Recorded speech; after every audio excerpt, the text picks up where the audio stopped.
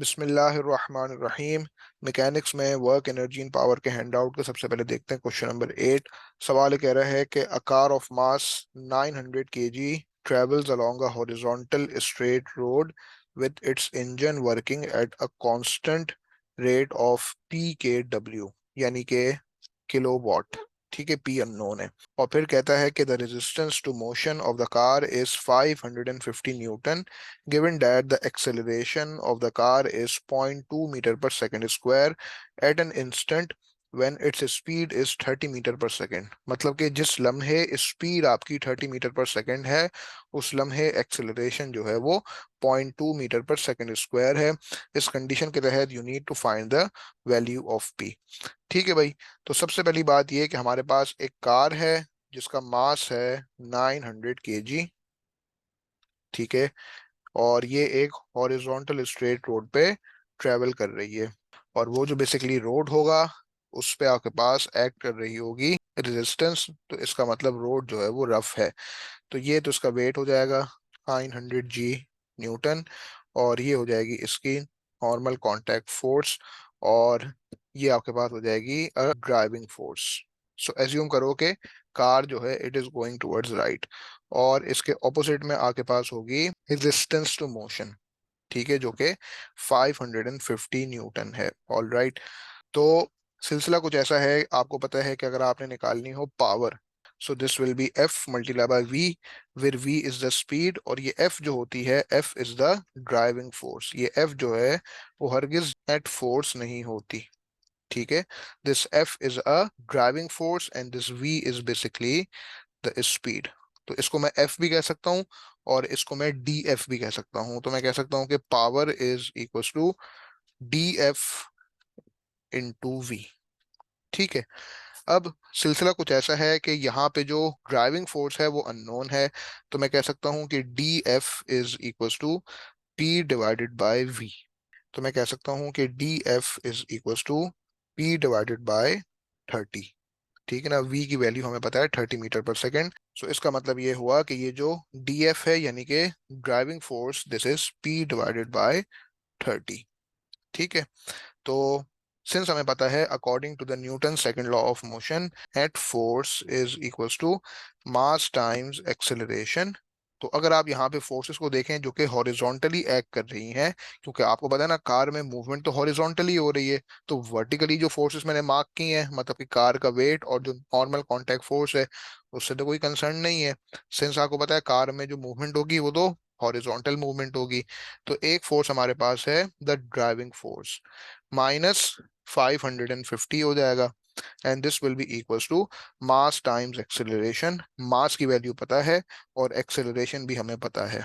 सो इस D F की जगह मैं क्या लिख सकता हूँ, P divided by 30 and then minus 550। This will be equals to what, 0.2 multiply by 900, ये हो गया 180।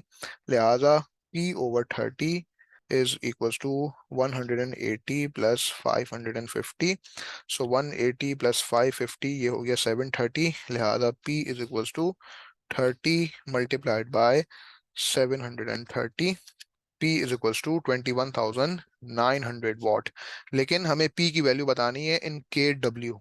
के डब्ल्यू का मतलब क्या हो जाएगा, 21.9 के डब्ल्यू। देयरफॉर हम अपना आंसर बता देंगे कि P is equals to 21.9 kilowatt. इस फॉर्म में हमने अपना आंसर बता देना है।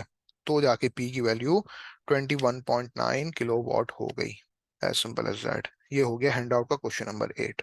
उसके बाद हम देख लेते हैं हैंड आउट का क्वेश्चन नंबर 9। सवाल कहता है कि the diagram shows the vertical cross section of a surface.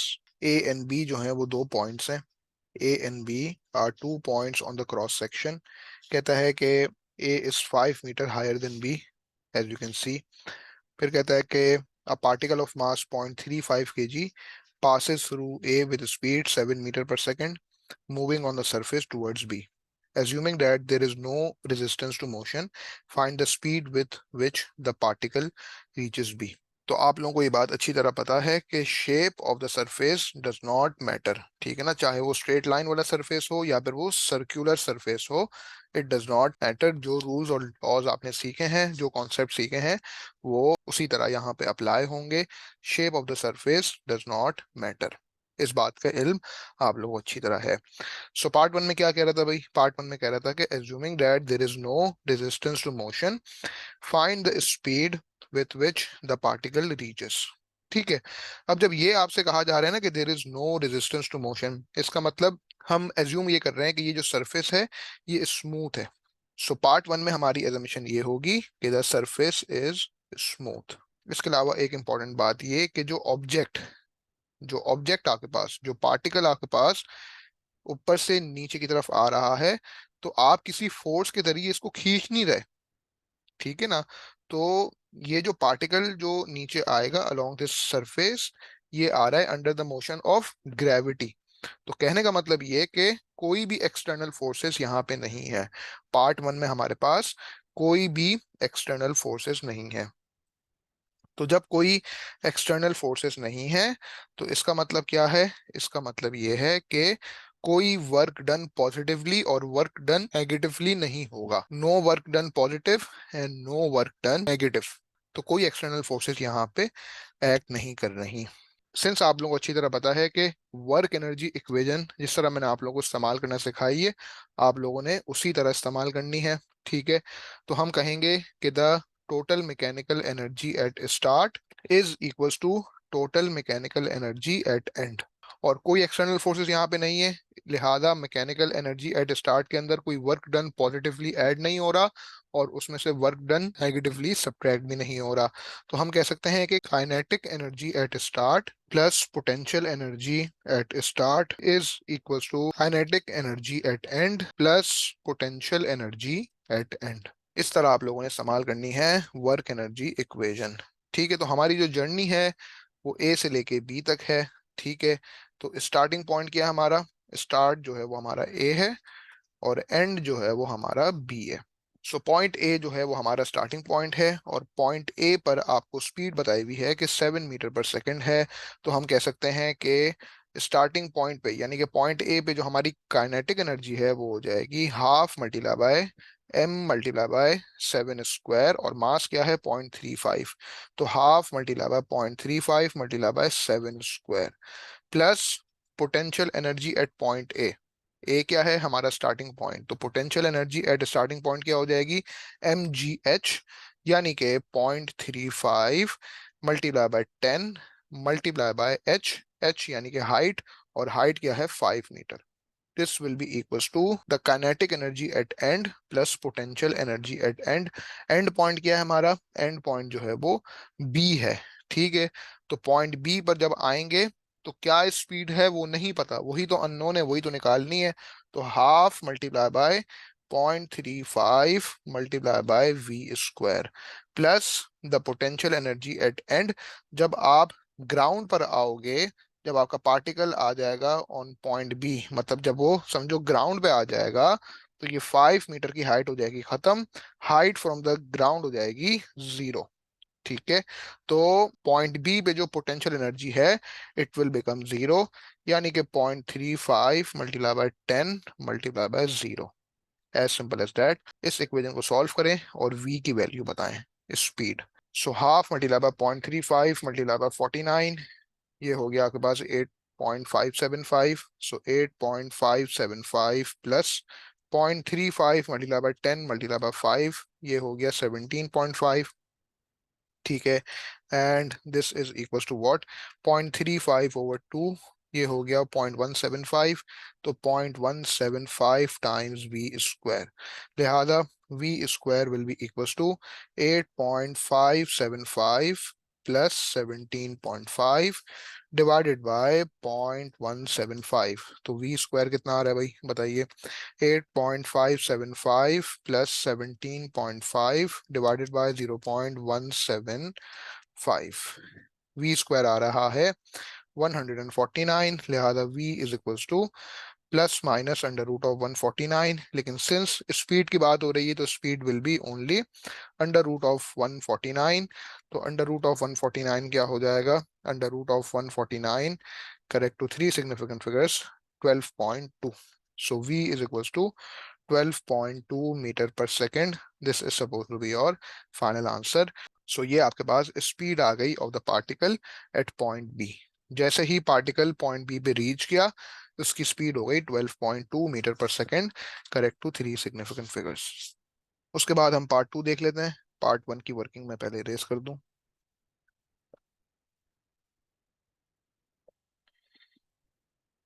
So part two में क्या कह रहा है? पार्ट टू में कहता है assuming instead that there is a resistance to motion. अब कह रहा है कि ये जो सरफेस है ना, ये रफ है, अब ये स्मूथ नहीं है। And that the particle reaches B with speed 11 metre per second. ठीक है। पहले क्या हो रहा था? पहले ये हो रहा था कि पार्टिकल बी जो है वो 12.2 मीटर पर सेकेंड की स्पीड से रीच कर रहा था, क्योंकि सरफेस स्मूथ था। अब क्या है? सरफेस रफ है। ठीक है, क्योंकि फ्रिक्शन ऐड कर रही होगी, यानी कि there will be a resistance to motion. इसीलिए जो है वो कम स्पीड से पार्टिकल जो है वो पॉइंट बी पर आ रहा है। तो आपने पार्ट टू में क्या करना है? Find the work done against this resistance as the particle moves from point A to point B. So हमने क्या करना है? Work done against this resistance, जिसका मतलब वर्क डन नेगेटिवली। तो अब यहाँ पे सीन कुछ ऐसा है कि एक्सटर्नल फोर्सेस जो हैं वो एक्ट कर रही हैं, और आप लोगों को इस बात का अच्छी तरह इल्म है कि जब एक्सटर्नल फोर्सेस एक्ट करती हैं तो हम वर्क एनर्जी इक्वेशन कुछ इस तरह बनाते हैं कि total mechanical energy at start plus work done positively minus work done negatively, this whole thing is equals to mechanical energy at end. लेकिन इस केस में कोई ऐसी फोर्स है नहीं जो कि इस पार्टिकल को पुल कर रही हो नीचे की तरफ। इसका मतलब work done positively will be equals to zero. हमें यहाँ पे सिर्फ निकालना है work done against this resistance, यानी कि वर्क डन नेगेटिवली निकालना है। So mechanical energy at start क्या हो जाएगा हमारे पास? काइनेटिक एनर्जी एट स्टार्ट यानी कि at point A plus potential energy at start यानी कि potential energy at point A minus work done negatively is equals to kinetic energy at B plus potential energy at B.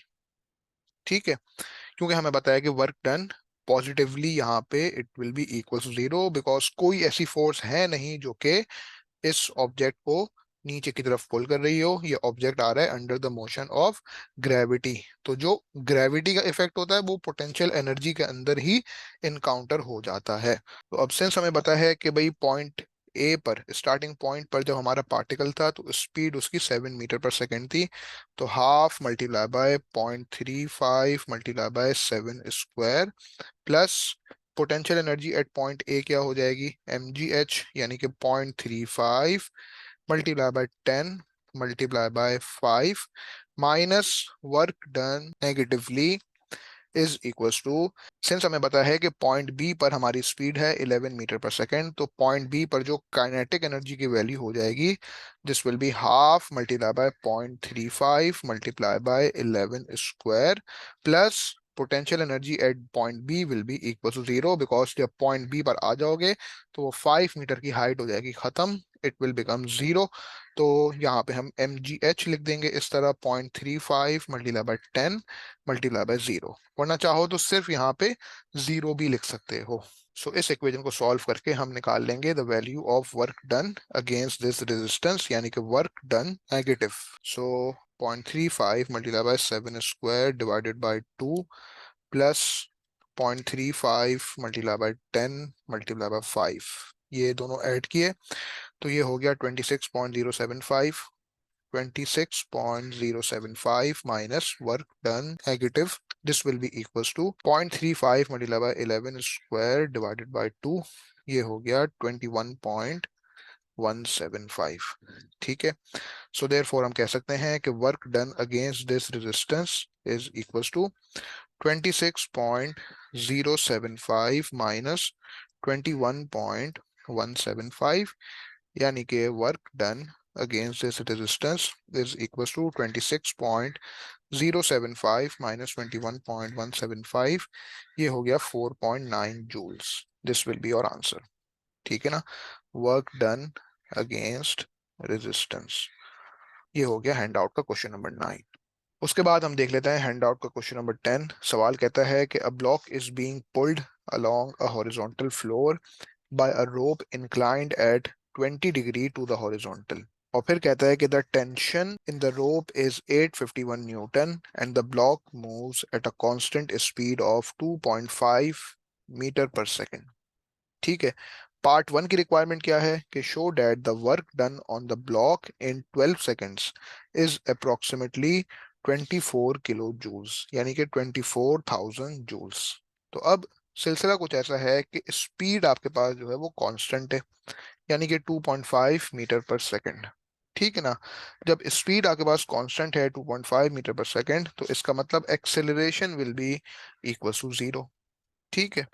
तो हमने क्या करना है, हमने वर्क डन बताना है on the block in 12 seconds, यानी कि ये होगा work done by the force which is helping the move, यानी कि हमारी रिक्वायरमेंट क्या हो जाएगी, work done by the tension, क्योंकि यही एक ऐसी फोर्स है जो कि इस ब्लॉक की मूवमेंट में हेल्प कर रही है। ठीक है। तो अब सिलसिला कुछ ऐसा है कि आपके पास एक रखा हुआ है ब्लॉक। ठीक है। उस ब्लॉक का जो मास है वो हमें नहीं पता, उससे हमारा भी कंसर्न भी कोई नहीं है। ठीक है। मतलब यूं रख लो कि ब्लॉक का मास है mkg, तो इसका वेट एक्ट कर रहा होगा वर्टिकली डाउनवर्ड्स mg न्यूटन, और ये इसकी नॉर्मल कांटेक्ट फोर्स हो जाएगी। और आपको इस बात का अच्छी तरह इल्म है कि जो आपके पास forces perpendicular to the object होती हैं, परपेंडिकुलर टू द सरफेस होती हैं, ठीक है ना, वो फोर्सेस जो हैं वर्क डन नहीं कर रही होती। तो ये आर और एम जी अगर मार्क ना भी करो तो भी कोई मसला नहीं है, मैंने just for the sake of formality इनको मार्क कर दिया है, क्योंकि हम जब वर्क डन निकालने जा रहे हैं तो जो forces which are perpendicular to the surface वो कोई वर्क डन नहीं कर रही होती। ठीक है ना।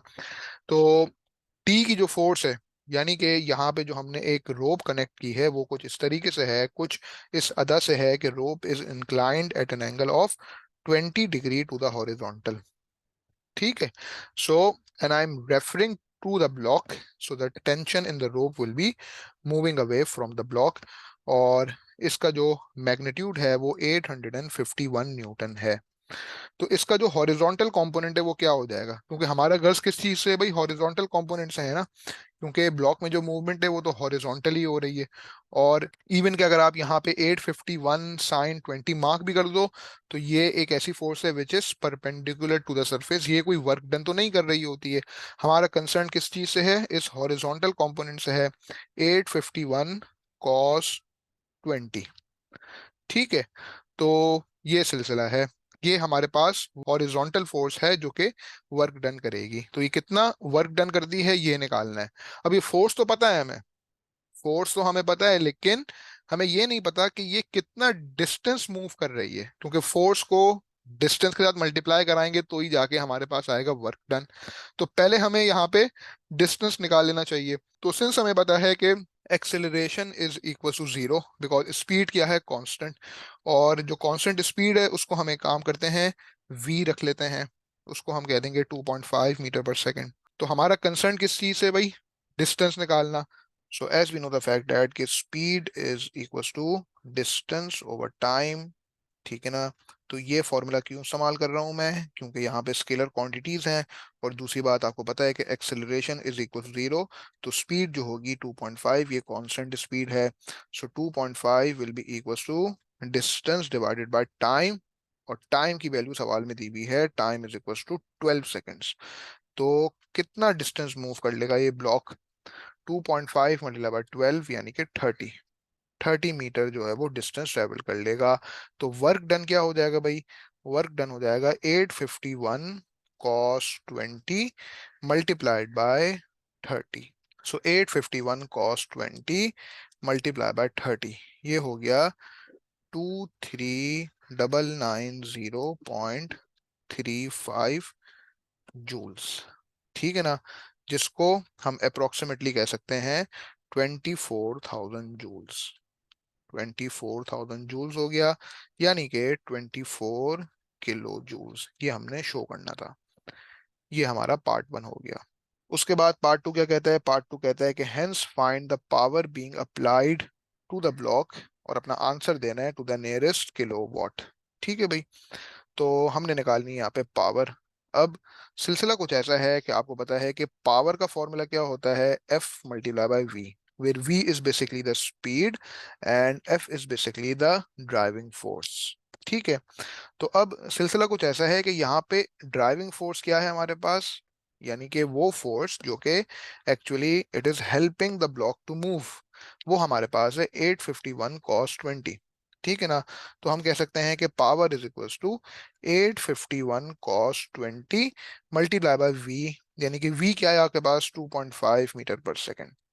सो 851 cos 20 मल्टीप्लाई बाय 2.5, ये हो गया 1,999.196। तो पहले ये लिख दो 1,999.196 वॉट।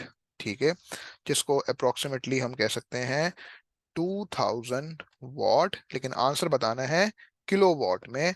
तो power will be equals to 2 kilowatt. As simple as that. एक मार्क के लिए आपके पास ये पार्ट 2 हो गया। ऑल्टरनेटिवली आप एक काम ये भी कर सकते हो, सिंस आपको पता है कि यार अगर आपने निकालनी है पावर, तो इसका फॉर्मूला क्या है, F multiply by V, where we is the speed and F is basically the driving force. अब सिंस आपको पता है कि यार स्पीड की जगह आप क्या ले सकते हो, डिस्टेंस ओवर टाइम, तो मैं इसको इस तरह लिख देता हूँ कि F multiply by distance over time. मैंने स्पीड की जगह क्या लिख दिया, डिस्टेंस ओवर टाइम। और यहाँ पे जो मैंने डी इस्तेमाल किया है फॉर डिस्टेंस, आप चाहो तो एस भी यूज कर लो, क्योंकि डिस्प्लेसमेंट और डिस्टेंस यहाँ पे बिल्कुल सेम सेम होगा। ठीक है ना। तो सिंस आपको पता है कि यार ये जो एफ मल्टीप्लाई बाय डी है, ये किसके बराबर होता है, ये वर्क डन के बराबर होता है, work done by the force which is helping the move. और वो हमारे पास आ चुका है, वो हमारे पास आ चुका है इन पार्ट 1। तो एफ डी की वैल्यू क्या है हमारे पास, एफ डी की वैल्यू है 24,000 जूल्स। इसको हम क्या कर देंगे, इसको हम टी से डिवाइड करा देंगे, तो कितनी देर के लिए हो रहा है, टाइम की वैल्यू पता है 12 सेकेंड्स है, तो ये हो जाएगा 2000 वॉट। 2000 वॉट यानी कि 2 किलोवाट। इस तरह भी हम अपना आंसर निकाल सकते थे in part 2। In both ways you can do this. ठीक है भाई। तो ये हो गया हमारा हैंड आउट का क्वेश्चन नंबर 10। तो बाकी मैं क्या करूंगा, क्वेश्चन नंबर 11 से लेकर 15 तक इस हैंड आउट का जो है उसका एक लेक्चर आप लोगों को अलग से भेज दूंगा। आज के लिए इतना ही, बाकी इंशाल्लाह नेक्स्ट टाइम। अल्लाह हाफिज।